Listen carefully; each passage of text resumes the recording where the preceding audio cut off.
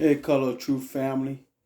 This is Professor Green coming to you with another informative video while we unveil the real secrets and the real color of all truth.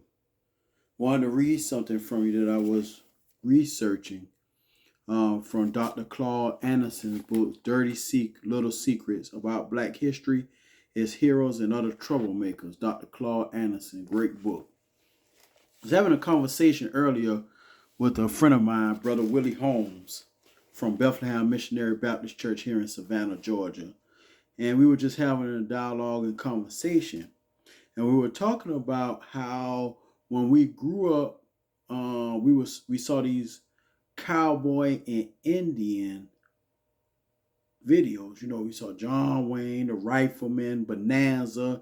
Come on now, some of y'all remember these, but you will always see these shows where you would think through the indoctrination process and the way and the perspective that the TV shows in Hollywood projected that the Indians were the bad people.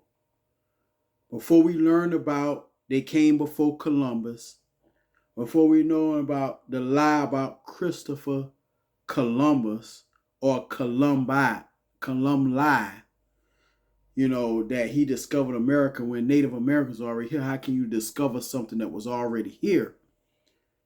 The stereotype and the lie about the Native Americans, I thought when I was younger that the Native Americans was the bad guys, and we always wanted to be the cowboys. You was given a gun when you was a child, especially young males, and you always identify with the cowboy.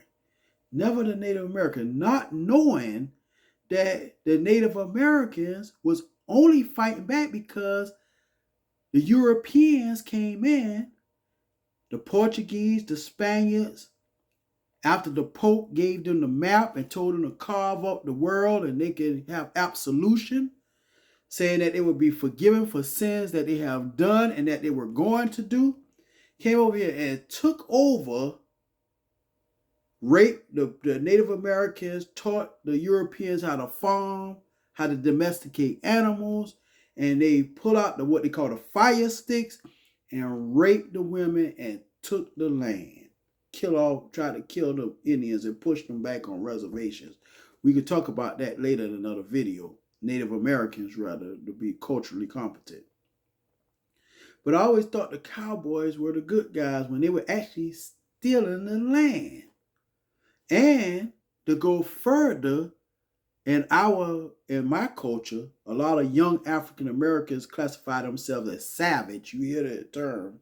Well, that was a derogatory term that was ascribed to the Native Americans to justify them as less than human, so that they would be justified in stealing and taking their land and killing them. Because if I think of you as savage, then I will look at you as less than human and fit to be killed and destroyed. Now, I'm thinking about this and I'm saying to myself, I wonder that's what's going on to Black people and why they're being innocent people being killed by police officers, and why we kill each other, and why we constantly are being killed because we classify ourselves as savage.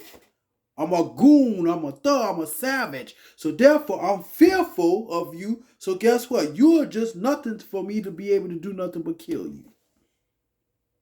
Just think about that. Let that sink in. Drop a comment about this and let's have some dialogue and discussion about this, because it's real. That's why the Europeans killed the Native Americans, because they saw them as savages. That was a term afforded to the Native Americans that we ascribe to ourselves. Because I'm speaking as a Black man. I'm speaking of one that's in the culture. You see it on clothes. I go in City Trends here in Savannah, Georgia, and they got clothing probably all over the country that got savage written over it, and Black people buy it. But let me share something with you in this book, because I go on about that and we could talk about that. The first cowboys. Contrary to the images created by Hollywood, Black slaves were America's first authentic cowboys. The word cowboy, in fact, originally had nothing to do with roping cattle and hair raising in the high plains. The word cowboy grew out of the social customs that did not allow black males to be addressed as Mr. or men, especially gentlemen, or any other title that conveyed status. 50 years before there was an American Southwest cowboy, with the diminutive term boy was often applied to black slaves in the Southeast who worked at cow pens. So they would not normally call them boy. Their job was to herd livestock in Georgia, Alabama, and South Carolina. The label boy was a constant derogatory term for a black male that included not only cowboy, but houseboy, field boy, stable boy, and underboy, which meant personally body servants during the Civil War.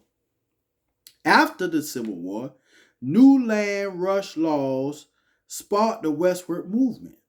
15 million new European immigrants arrived in the latter part of the 1800s, but the ranching and cattle industry of the Southwest, especially along the Texas Gulf Coast, was wholly dependent on black labor. Many of the slaves served as cowboys before they were freed. Nearly 1/3 of the 35,000 cowboys who drove cattle north from Texas between 1866 and 1895 were black. Not the white images that you see on TV and that we grew up with. I'm being 44. I grew up with the white images. They were black people. Many of these black cowboys distinguished themselves in the cattle towns of the Old West. Some of their achievements were a credit to their race, others were not. In Dodge City, I come from an area that we classify as Dodge City, Jefferson, Walberg. Anybody that's listening to my video know about Dodge City. Anything down past Bolton Street on the west side of Savannah, Walberg, Park Avenue, Fraser Home, Kate Homes, all that area, Frog Town, all that area was one time, according to one of my big homies, Big Herman, said that this was considered Dodge City, baby. For instance, the first man shot was a black cowboy named Tex, an innocent bystander to a gun battle. The first man ever to be arrested by authorities in Abilene, Texas, was an unknown black man. Watch this. His black friend was so outraged by his arrest for what they felt was a trivial matter that they shot up the town and used the ensuing confusion as a cover to stage a jailbreak for their friends. Now, people would think that we didn't fight back and we didn't do. Yeah, they shot up the town. Watch this. Nat Love was another black cowboy with a questionable character. Widely known as Deadwood Dick, Love was said to have ridden with Billy the Kid, Jesse and Frank James, and Buffalo Bill, but you never saw the black man in Hollywood riding with them and orchestrating the hits. You never saw that. Cherokee Bill, another black cowboy, was similar to Billy the Kid in everything but skin color, according to one historian. Not all black cowboys lived the kind of dangerous short lives in the Old West that is the Hollywood stereotype. Thousands of black cowboys were lawmen. I'm going to say this once again. Thousands of black cowboys were lawmen, popular heroes, buffalo soldiers, or just plain ranchers and farmers. Yet only a few black cowboys, good or bad, can be found in the history books. It's historical documents. The stuff that I'm speaking to you now that I got out of Dr. Claude Anderson's book, giving credit to the author, is historical. Go ahead and do your research. Next time you watch The Rifleman or the Bonanza or Young Guns, like a lot of people like to watch the Westerns, because when you old school, people want to sit and re-glorify their old days and watch the Westerns. Think about the black cowboys, the real cowboys that made a difference, and they were just not going around shooting up saloons and bars like the real thugs were.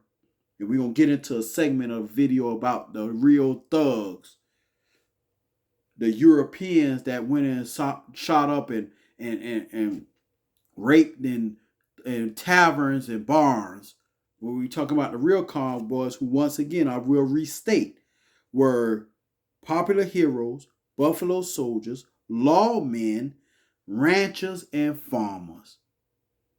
Put up the likes and shares, drop the comments, and subscribe. Color of Truth.